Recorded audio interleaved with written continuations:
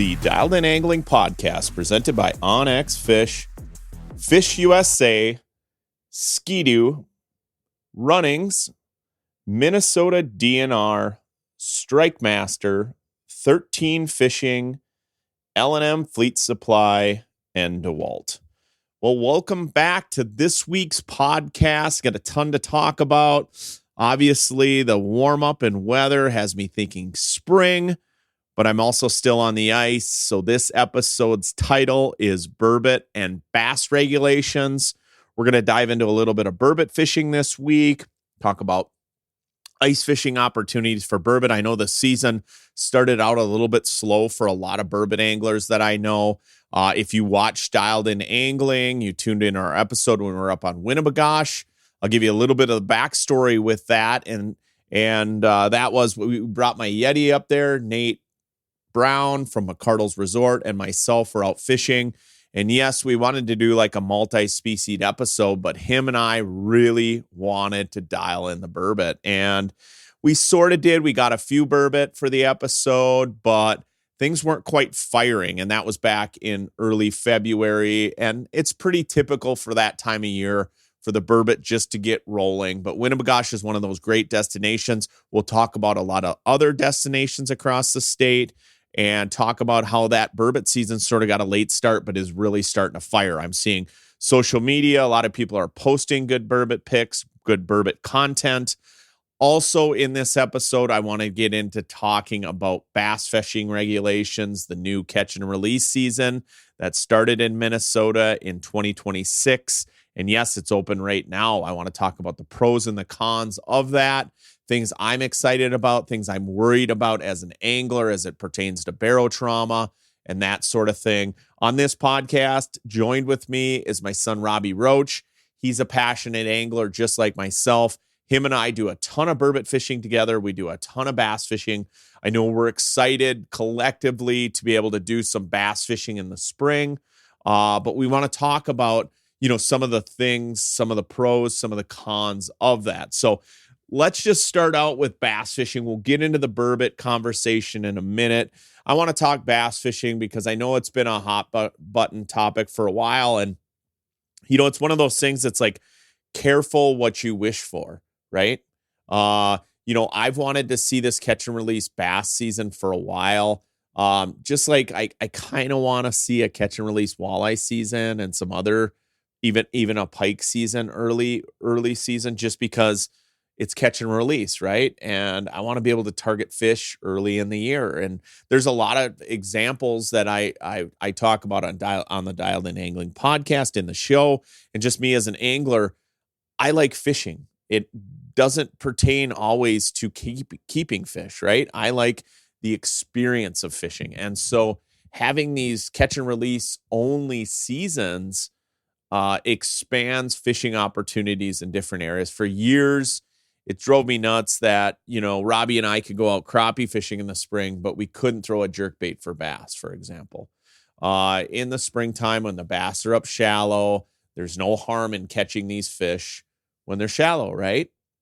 But on that same breath, smallmouth bass fishing, the reason that they've had a closed season for smallmouth, not just in the spring, but in the fall, was to protect some of these fish that were out into the wintering areas. And now if you read the regulations as it reads, Minnesota state law, it's open right now. Like you could go out and target smallmouth bass through the ice as a catch and release season. And, so I want to dive into that. Robbie, I know you and I have talked extensively about this catch and release season, about especially springtime largemouth fishing. I know you and I are both excited to, throw a jerk minnow or a jerk bait or something like that as soon as, the ice is off the lake. Some of these back channels that are absolutely stuffed with largemouth. I know you and I are pretty pumped to be able to take advantage of it this year, to take advantage of this catch and release season. But we've talked a lot in the truck and in the car as we've traveled, like, how is the smallmouth season going to look? I know me as a guide, I'm excited because that's opportunities where I can make money. Normally, I don't start guiding until a few days before the walleye season's open because I do some crappie trips. but this opens a whole new realm for my guide service. So I'm excited about that. But I think both you and I have discussed as anglers, we're a little bit concerned about barotrauma and some things that can happen with smallmouth. Yeah, for sure. Because like smallmouth, people love to target them with live scope or active target or whatever. And a lot of the bass, especially when first ice, like when all the ice goes out finally, people start launching their boats, they're going to find a lot of smallmouth deeper before a huge warm-ups and everything. You're going to find them a little deeper. And it's a huge concern that when you're catching these fish, especially when they're below like 20 feet, that a lot of them do suffer from barotrauma because they're just staging up. But as soon as they go shallower on top of rocks and they start feeding, then you can just tee off on them. It's super fun to fish from. But it's that huge concern of those deeper fish. You can see them on live scope. They're just there. But if you're catching them, then a lot of them are definitely suffering from barotrauma. Are your buds, are they pumped to get out bass fishing early? Yeah, for sure. Like they absolutely love early season largemouth fishing. I do it a lot. And like as soon as it's opener, you catch walleyes and then you go catch a bunch of bass and it's just a blast.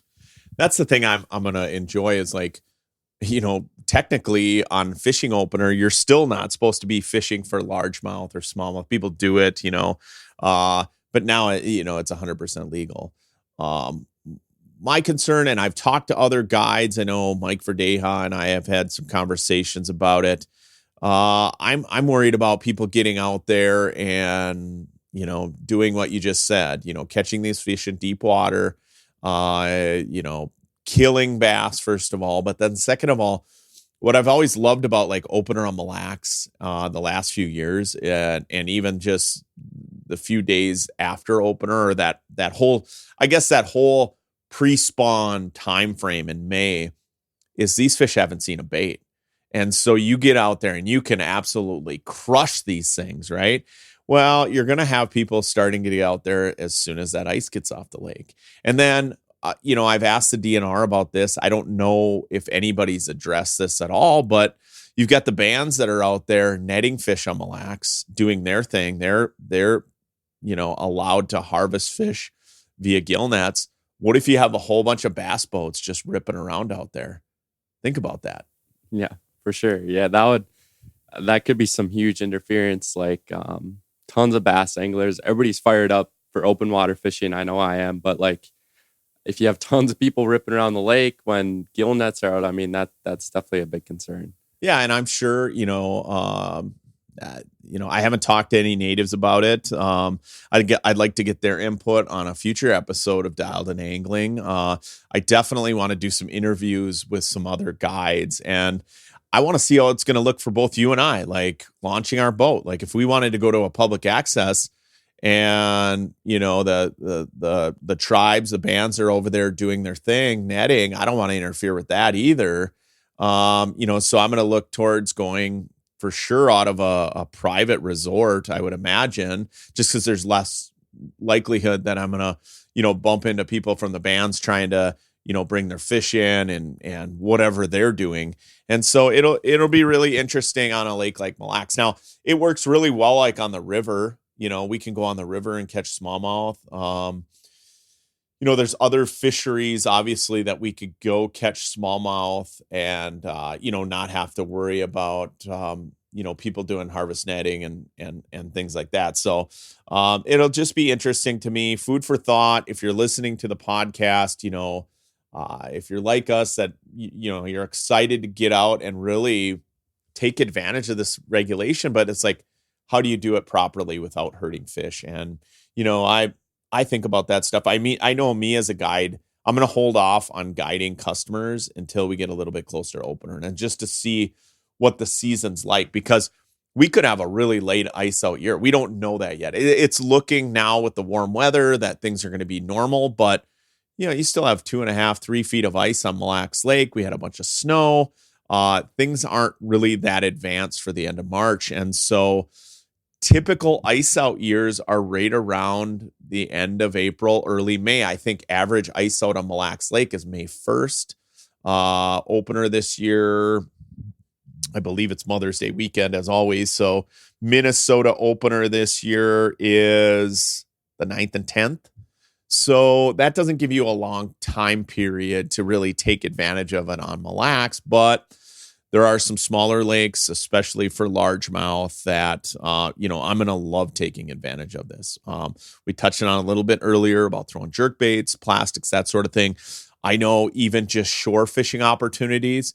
You and I do a ton of shore fishing.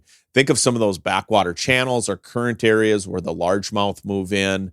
I will always have either a number 8, probably a number 8 X-Wrap, or even just like a Maverick 110 or an original floater works great as well. I will have one of those tied up or in my crappie box at all times now because of this regulation change. I'm just super excited to throw even a small Crush City Mayor, like a 2.5 inch or a 3.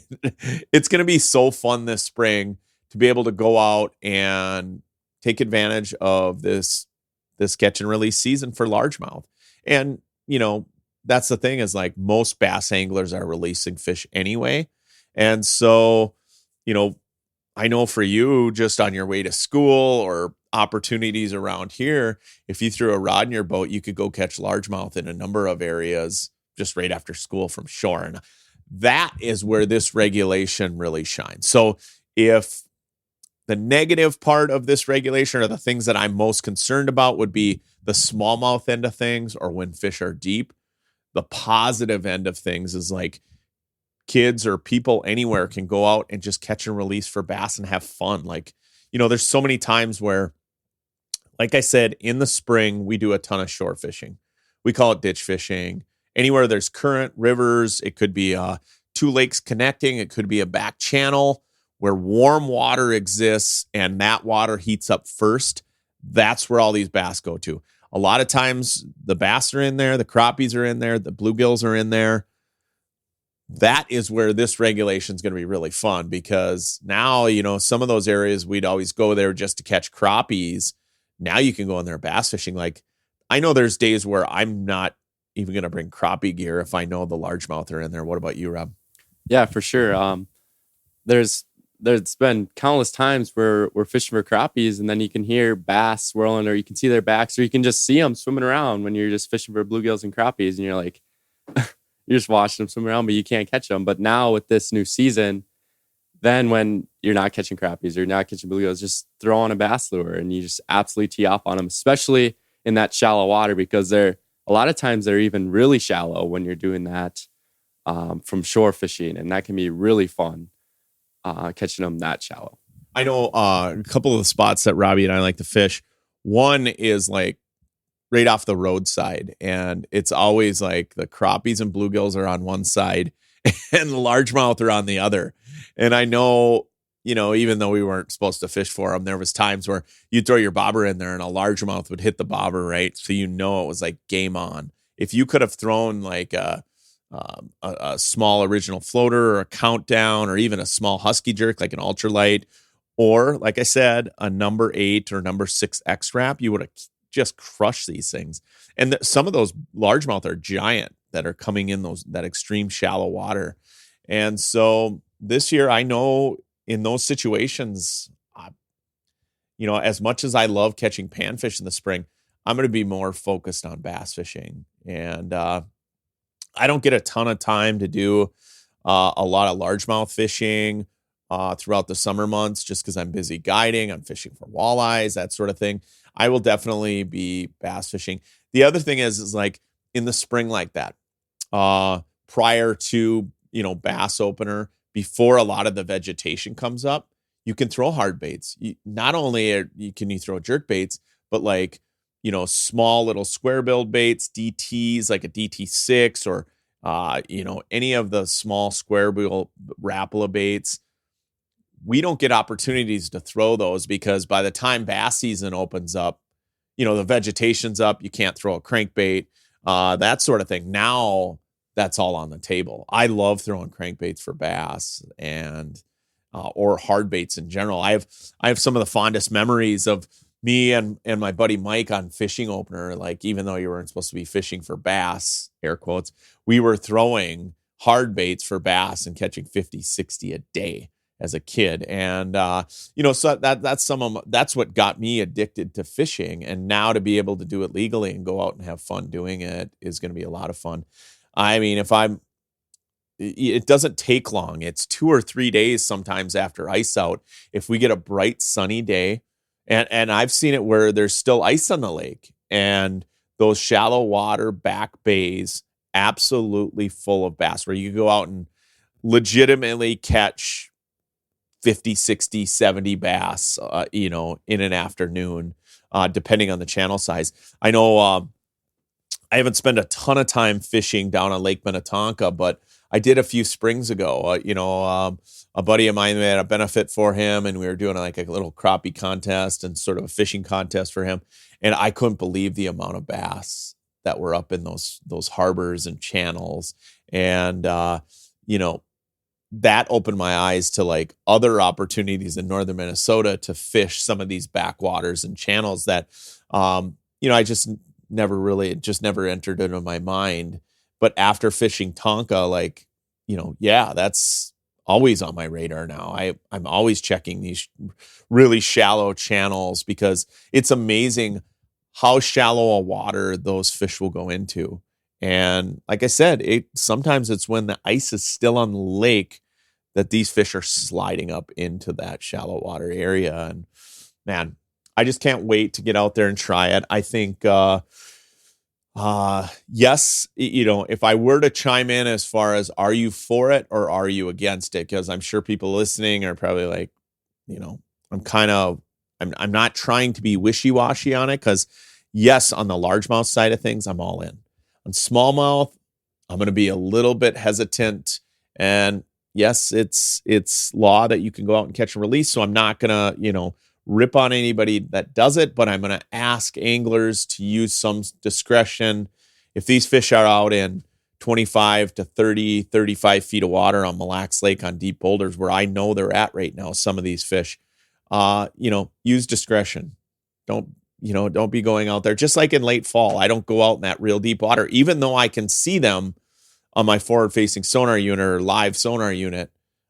I'm not out there targeting them. I'm not pulling fish out of that deep of water just because I want to catch a bass. And so I'm just asking other anglers to sort of use discretion. So yes, I'm all for this regulation, but you've got to use discretion and make sure that you're not killing a bunch of fish.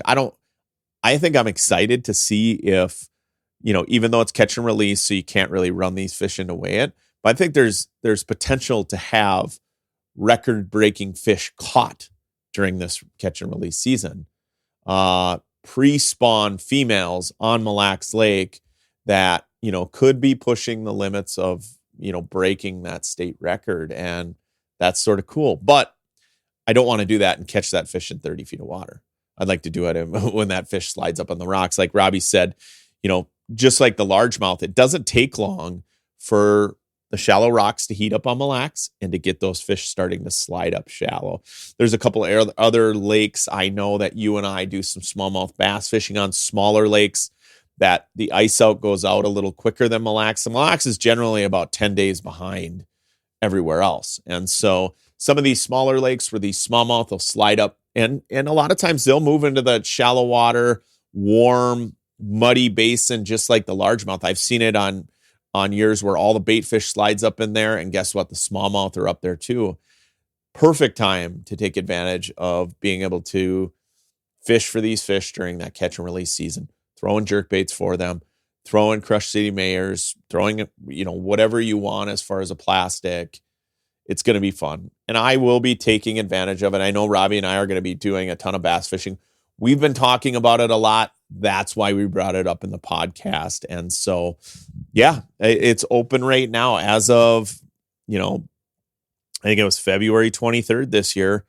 It instantly went to catch and release. So here's how the regulation reads. Smallmouth bass statewide, March 1st to May 22nd, catch and release only. May 23rd through September 13th, is sort of the harvest season. If you want to harvest them, there's different regulations based on where you're fishing. And then boom, immediately when you get into September 14th till February 28th, it's catch and release only. Same thing sort of reads for smallmouth bass. So as of March 1st, largemouth bass and smallmouth bass are open until May 22nd, catch and release only. So there you have it. That's the regulation. That is my take on it. I appreciate Robbie sitting in and talking a little bit about bass regulations. I know because you and I have had lots of conversations about it. You brought it up in the truck the other day. I was like, we got to talk about it on the podcast because I'm geeked up about it. I know a lot of other anglers are as well. The fact that you can go fishing and not have to just fish for panfish, pretty excited about that. Yeah, for sure. I'm super pumped about it. I can't wait to get all this ice off the lakes and go crush some largemouth. I can't wait. To be able to just throw your rod in your truck, have it at school. It's a nice day out. This was like my mindset when I was in school. I just always remember I grew up on a lake that had a lake river system. So I would look out the window and see, and I grew up on the lake. So, every day I was waiting for that ice to go out. But the ice would go out and then I was sort of limited to pan fishing or fishing white suckers. I did that a lot. And that was fun. But to be able to go bass fishing and throw the rod in your truck and after school, just go down to the river, go down to the lake and, throw an original floater in, throw a jerk bait in and catch some largemouth. That's pretty cool, man. And I hope a lot of kids do that same thing. The United States of America is a better place and Minnesota is a better place when kids can throw rods in their vehicles at school and be able to go fishing afterwards and catch whatever they want, catch and release. So, yeah, definitely. I know me and my buddies will definitely be ripping out of school and just catching some largemouth wherever we can find some open water. Right on. Hey, stay tuned. When we come back, we're going to shelf the bass conversation. We're going to get into some burbot fishing. I'm going to talk a little bit more about what I brought up earlier, and that's the fact that burbot fishing has been a little bit delayed this year. I talked to a lot of different anglers out there that are just as passionate about burbot fishing, eel pout fishing as I am. As we get into March here, I've talked about it on past podcasts that I've been super fired up to go burbot fishing, and there's been sort of this lag. It's like the season's a little behind. I don't know if it's moon phase related. I'm not 100% sure. When we get into it, I want to talk a little bit more about burbot fishing, what you can do to still take advantage of some ice that's in northern Minnesota, even into Canada, certain locations you can go to be successful, to catch burbot, put more burbot on the ice. So stay tuned. We got more Dialed In Angling after this. The cold months are rolling in, but that doesn't mean the adventure slows down. There's only one way to make the most of winter with the 2026 Ski-Doo lineup. Whether you're heading deep into your favorite fishing spots or carving your own path off the grid, Ski-Doo is built to take you there. And there's a reason Ski-Doo has been the best-selling snowmobile brand for more than 2 decades. Proven, reliable, world-class performance. Winter moves fast. If you want it, get it. It's that time of year again, anglers. Winter is here, and L&M Fleet Supply is ready to make this your best season ever. Head into your favorite L&M Fleet Supply location across northern Minnesota, northern Wisconsin, or Michigan's UP, and browse the extensive collection of DeWalt tools and accessories, all guaranteed tough. Cut through the thickest ice with DeWalt's 20-volt drill. Brighten your setup with the assortment of 20-volt portable LED lights. And stay entertained with the DeWalt Bluetooth 20-volt speaker. It's weather-resistant, rugged, and ready for any adventure. Check out DeWalt's guaranteed tough deals and more at L&M Fleet Supply. Together, they're the perfect match for all your ice fishing needs. Hey, Dialed In Angling fans. If you're looking for the greatest selection of ice fishing gear online, you're going to want to check out fishusa.com. They're America's tackle shop. They've got all the premier fishing brands under one roof. Check them out at fishusa.com. All right, let's get into some burbot conversation. March timeframe is burbot season, alive. Me personally, I do a ton of perch and panfish fishing. Like I've talked about in past podcasts, fishing opportunities that lie in March, even into early April. When it comes to ice fishing, for me, it goes as follows. I absolutely love pan fishing. I love sight fishing. I love going up to Lake Winnipeg, catching great big greenbacks in March, and then burbot fishing. Those are kind of not in that particular order, but however they present themselves. Certain years, the sight fishing bite doesn't last long because we'll get a really, really warm March, and the ice goes out quickly, so you just can't take advantage of it. Other years, it's a little more drawn out where you can do some sight fishing. You can get on the panfish, you get out burbot fishing. Lake Winnipeg is open until that first week in April. So I try to take advantage of all of that before the ice season's over. I know my mind is locked into spring. I cannot wait for spring. I cannot wait to get in the boat. I can't wait to fish open water. But like I've said in the past podcast, I enjoy being able to do both. I've always had this like dream of fishing the Rainy River, but then also fishing out on Lake of the Woods on the ice and doing it in the same trip. I've done it within a few days of each other, but I've never done it on the same trip. Same thing with like burbot fishing. I've always had these dreams of like going perch fishing all day, right? And then setting up and burbot fishing at night. I've done that only in February and early March. I've never done it as we get into late March. I've never seen for my own self with my own eyes, like the big spawning balls. I've seen spawning activity and burbot, like daytime burbot catching them. And this time period right now is when we're getting into that really good burbot season. And it's been kind of delayed. Like I said about earlier in the podcast, when I filmed Dialed In Angling, we were up in the Yeti on Lake Winnipegosh. I love burbot fishing on Lake Winnipegosh. It's, I've grown up fishing burbot out there. That's like probably where I fell in love with catching eel powder burbot was on Lake Winnie. And going up there this year, we wanted to do a multi-species episode, which we got done. We got walleyes, we got pike, we got perch, we got burbot. So yes, check on the box, mission accomplished. We were able to do that, but I wanted to catch a lot more burbot than we did. I think we ended up icing 3 that night. Fine. Nate got 2. I got 1. That was fine, but really wasn't able to scratch that itch. And then, talking to a lot of other anglers as you get into mid-February is sort of how the burbot season sort of kicks off. Not that you don't catch them earlier in the year, because you can. Ice fishing, it seems like you start catching them on lakes like Winnie, Cass, Leech. They're just part of your catch. I know you and I, Robbie, have been on Winnipegosh even January 1st. We fished New Year's with Mom that one time where it was me, you, and my wife, and we went out.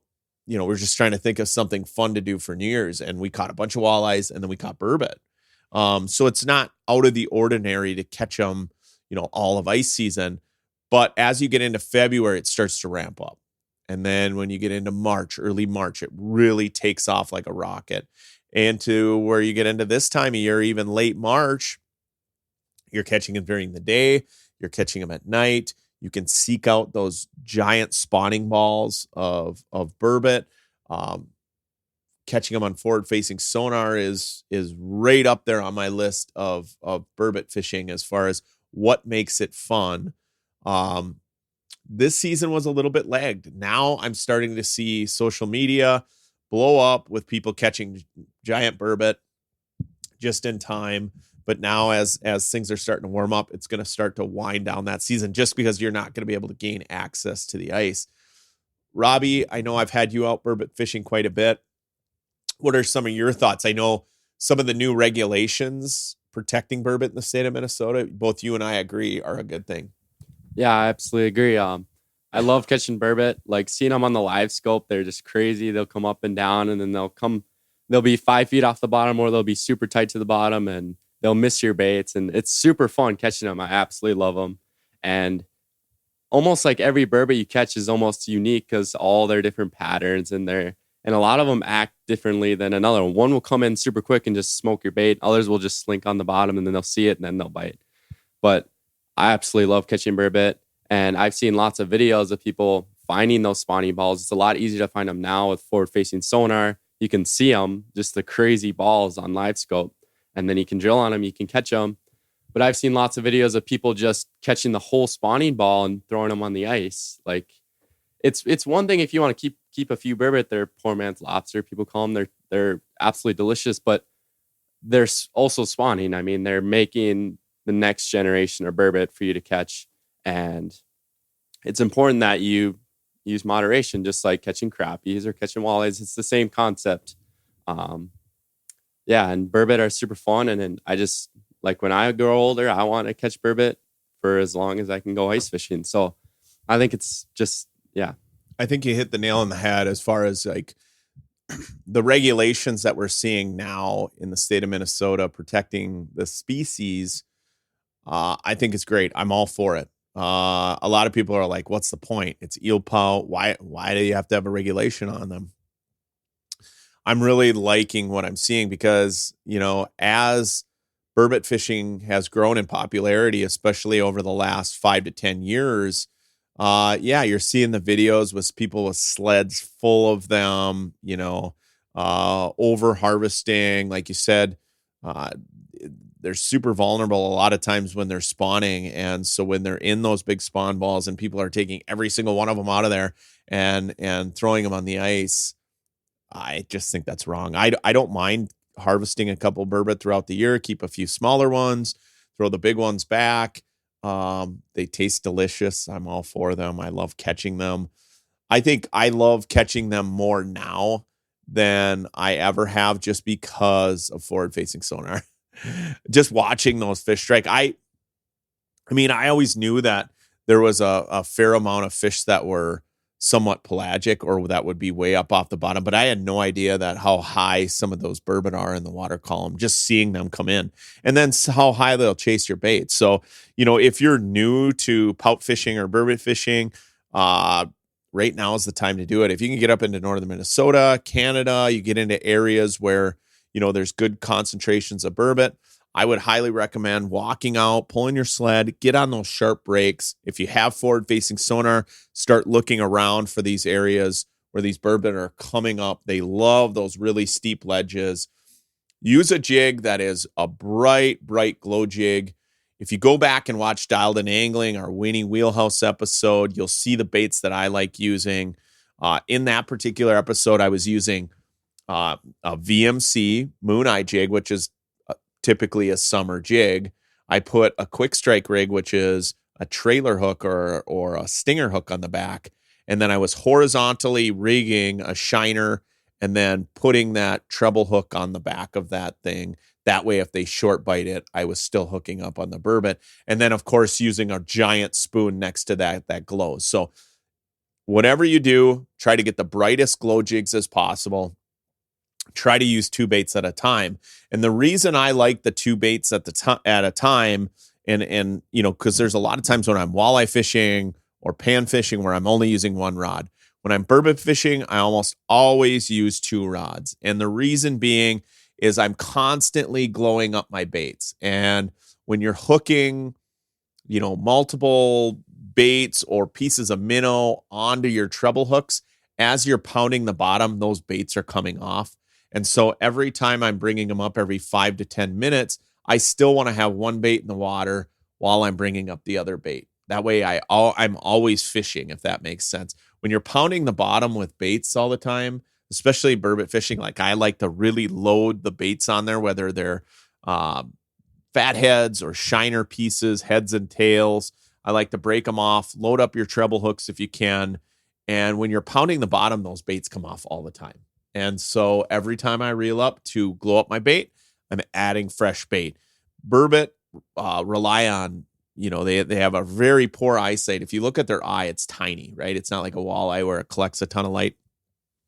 They have very poor eyesight, but they rely on their senses of smell and feel as they go, right?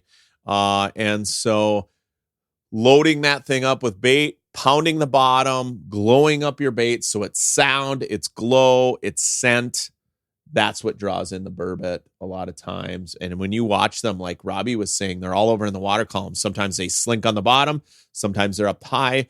They're notorious for missing your bait and then spinning around and cracking it.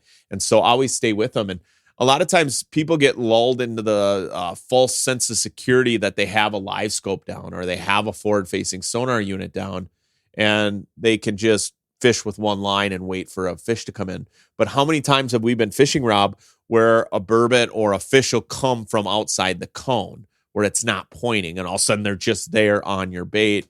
And so I feel that's why it's so important to have two baits. Yeah, it happens all the time where you have your live scope and down view, or you're looking forward, but you're zoomed way in and you're just looking down the break. Well, fish all the time, they come up from the deep water or they come up from them top. So you don't even see them. All of a sudden, boom, they're on your jig. I know just last time we went burbot fishing, 2 of the 3 burbot I caught, didn't even see them on live scope. They literally just hit my bait instantly. Didn't even see them on live scope. So it's like a huge thing that you're always ready and you got 2 rods going, and it just makes your chances of catching them just so much higher. Well, and another thing, when you're set up on these tight breaks, there's called a dead zone, right? Where your cone isn't hitting effectively. You see it on 2D sonar. You see it with live sonar, forward-facing sonar, where you hit that dead zone because it's such a sharp break, right? The cone angles, you might have one it might be reading 18 feet, but then where that cone hits, let's say it's 5 or 6 feet down on the opposite side or on the slope side, it creates that dead zone. If you've ever fished a really tight break, you know exactly what I'm talking about. So what I'll do when I'm setting up my otter, if I'm setting up a wheelhouse or whatever the case may be, when I'm setting up, I try to set up so I am in line with the break. So I'm parallel with the break. So our holes are parallel with the break, not perpendicular with the break. So our holes are about the same depth. That way you don't get that giant kind of ghosting or dead zone area in your sonars. It helps. You're still going to have some, especially with 2D sonar. But if you can line up your forward-facing sonar unit instead of down viewing, keep it, like Robbie said, in a forward mode and just shrink it down. It's going to help with that dead zone. But you are going to be surprised. There's going to be times where those fish will come out of that dead zone and hit your bait, and sometimes you don't even see them. How you can prevent that a little bit is to figure out where your dead zone is. And how you can do that is take your spoon, okay, put it down on your graph. So even if you don't have forward-facing sonar, let's say you have a 2D Markham, drop it down, figure out where that dead zone is by hitting your bait on the bottom and lifting up until you can see your bait. So the cool part is, like if you're using a Markham, target separation on a flat bottom is generally about 1/2 to 3/4 of an inch. You'll be able to see your bait versus when it's on the bottom or off the bottom. When you hit that really tight or really, really sharp break like that, if you drop your bait down and you notice it goes down 2-3 inches, that's where your dead zone is, and you've got to watch that. And a lot of times be conscious of that, where you're hitting the bottom and actually feeling your bait hitting the bottom and bringing it up. I like using braided line where possible. I know sometimes it's super nice, and I've been burbot fishing in March where we're outside and it might be a little bit below freezing at night. So then I'll go back to like an advanced mono, Suffix advanced mono. But let's talk a little bit about the advantages of braid with burbot fishing. Is like when you're fishing that dead zone, to be able to pound the bottom and be able to feel that with the braid and then bring that up and jig that. Also with the braid, I can really feel if any of my bait has fallen off. I can feel if anything is going on with my bait. However, if you get into those evenings where it's below freezing at night and it's dark, and even if you have headlamps but you're out at night, to just make sure that you're ice free, I'll go back to monofilament. Now, what I love about advanced mono from Suffix, and you see me use it a lot on Dialed In Angling, is there's little or no stretch. And so when you're fishing that advanced mono, it fishes a lot like a braid. Okay, you can feel everything on that. Very similar to a braid. However, given the opportunity, I like using braided line. Now, when I'm burbot fishing, a lot of times it doesn't matter. I tie direct, but 9 times out of 10, I'll use a fluorocarbon leader. That way, if I'm fishing a spoon or something, if I'm really ripping that spoon or beating the bottom, the treble hooks of that aren't going to come up and catch my fluorocarbon leader. Also, fluorocarbon is a lot more abrasion resistant. So if you are beating the bottom and you're dealing with zebra mussels, I know, going back to the Winnebagosh conversation, there's a ton of zebra mussels on Winnebagosh now. And so if you're constantly beating the bottom, you have to be conscious of those zebra mussels nicking your line. And if you've got a nicked line and you get a giant burbot on, you're going to break off if you're not conscious of that. So that's a lot of times why I go with the braid and that fluorocarbon leader section. It doesn't have to be that long a leader, even though it's super clear. The burbot tend to not care. And so I'll only go with like maybe 18 inches or something. Also, if you're using a spoon that has a ton of action to it, it's nice to be able to put a small swivel on there, the fluorocarbon leader, the braided main line, and then you can feel everything. We are getting into that time period where some of the nights aren't getting below freezing. I can think of some of the funnest times that I've had eel pout fishing and burbot fishing, that's standing outside in the evening at night and catching them. And it's amazing how much later it gets dark nowadays versus a month ago. It was getting dark at what, even after the time change, it was getting dark at what, 6:15. Now it's almost 8:00 before it's dark. And so that extends your fishing day tremendously. And, there's not that many days left of the ice season. And if you are going out on the ice, I always say use caution and make sure that you're going with buddies, gaining access to the ice. If you get on lakes in northern Minnesota right now, I highly recommend just walking out. There's plenty of opportunities on Winnie, Cass, Leech, lots of lakes across northern Minnesota where you can really walk out and get into some really great burbot fishing. But I highly recommend going out there during the day, checking every inch of ice before you get out there. They always talk about burbot fishing being kind of the blue collar fishery because you can go after work and catch them all night long. But I highly recommend this time of year, as ice conditions are changing, that you get out there during the day and make sure that that every inch of ice is safe before you go out and set up to catch burbot. But we are in the prime burbot season. I would say normally it's a little bit earlier than this, but because of the delay that we've had in the season, I don't know if it's moon phase related or why, but this is really prime season and they're biting like crazy. I know we have some different plans of, things we've got going on. I'm hoping to get out here maybe in the next week. I'd love to take advantage of one more burbot trip before the season's over because I know that window of an opportunity to go out and catch them is quickly closing. Yeah, for sure. I can't wait to get out there. I love catching burbot. I'm absolutely obsessed. If I'm going out there, I'm just super fired up about it. I'm geeking over all the different baits that I can use, and I'm super excited about it. Yeah, I know, we've even talked about like different glow paints and different things you can do. That modification, like I said, of using like that VMC Moon Eye jig, which is a summer jig, to be able to pound the bottom of that, run a whole minnow that's alive, to be able to hook that through the back like I do. If you want to see a demonstration of that exact bait that I'm talking about, check out the Dialed In Angling episode, the Wheelhouse Winnie episode. You'll see exactly. I demonstrated on camera how I use that bait. I love that thing. Even though you would typically think of that as an open water bait, it works extremely well for burbot. They love that horizontal presentation. They can suck it right in. You can still beat the bottom with that thing, and then you can still spoonfish. Another bait that I highly recommend, even though it's a flutter bait and it doesn't fish extremely heavy, but the rattle and roach spoon. And I'm not just saying it because of obvious reasons, but the rattle and roach spoon has that marabou hair.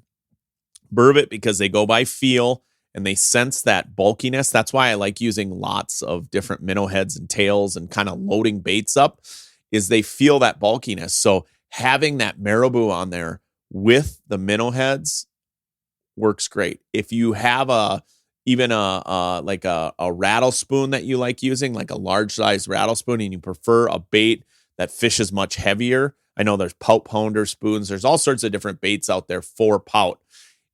I highly recommend dressing that treble hook. Get a VMC treble hook, put it on that spoon. A dressed treble will catch more pout. It's a secret weapon of a lot of my friends that fish pout. They'll dress up their treble hooks. They also like a little bit wider gapped hook that comes on a standard, let's say rattle bait or a spoon you like fishing. So upsizing those trebles so you can really load up those spoons is super important if you're going burbot fishing. So good luck to everybody. Use caution if you're going to go out on the ice. I know a lot of parts in southern Minnesota, the ice is completely gone, even down towards the Twin Cities.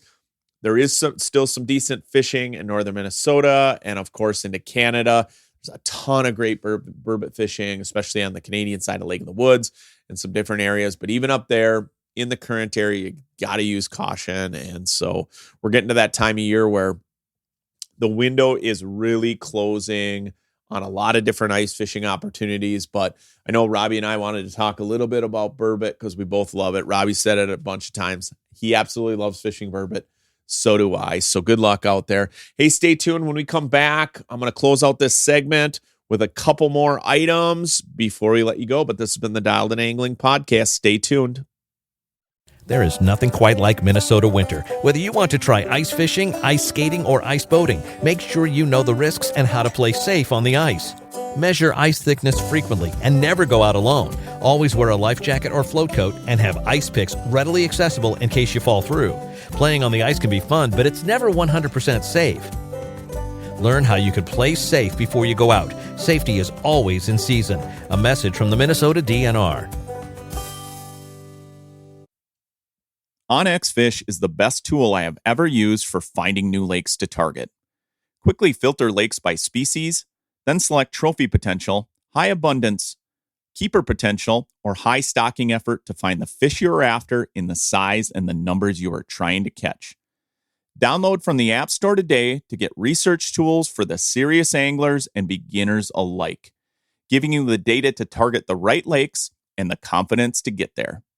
Use tools like recent imagery, fishing hotspot data, or the best-in-class weather features that call out current wind, weather, barometer, moon phase, majors and minors, along with precip and more. OnX Fish is a phenomenal tool both on and off the water for discovering new fishing opportunities, many of which you'd never known existed. Download OnX Fish Midwest today, the app that is changing the game on ice and open water. Running's home, farm, and outdoor stores are celebrating 78 years, serving 90 local communities across the upper Midwest, the Northeast, and America's heartland. Running's has everything you and your family need for your home, on the farm, and in the outdoors. Lawn and garden, hardware, farm and ranch supplies, sporting goods, housewares, snacks, and everything for your pets. Go to runnings.com to find one of the 90 locations near you or shop online anytime at runnings.com. Runnings, your home, farm, and outdoor store. All right, we're going to put a wrap on this Dialed In Angling Podcast episode. Burbot and bass fishing, I hope you can take advantage of both. I know we're getting into that season where you can take advantage of both, where there's some open water opportunities out there, whether you're in Minnesota, southern Minnesota, South Dakota. As you get into Wisconsin, you know, some of the backwaters, the river's open. There's lots of people already fishing in boats. And of course, if you're in Minnesota, you can take advantage of these bass regulations. I highly encourage everybody, if they are going to bass fish, you know, leave the deep fish alone, target them when you're shallow, and have a lot of fun doing it. I know Robbie and I will be bass fishing very, very soon. We're looking forward to that. And then, of course, in northern Minnesota and some areas in Canada, burbot season is ripe right now. If you're on social media whatsoever, if you geek out over walleye fishing, you're seeing people catching burbot. A lot of people are putting on there, hey, this is probably my last trip of the year. The time is now. The season is closing. And if you're wanting to burbot fish, make sure you're doing it safely. But you know, they are biting. It is a cool experience to get out there this time of year and see that spawning activity and just to see how aggressive they are. They bite during the day. They're biting at night. It is a cool fish. And like Rob and I said on the podcast, we've got to protect those fish. So that's all I got this week for the podcast. Thanks for tuning in. Very quickly in the next few weeks, as we get on the water, we're going to start having more fishing reports moving forward. Our minds are definitely shifting from ice fishing to open water And so we've got lots of great content on the Dialed In Angling podcast. So thanks for tuning in. Good luck fishing to everybody. And this has been the Dialed In Angling podcast.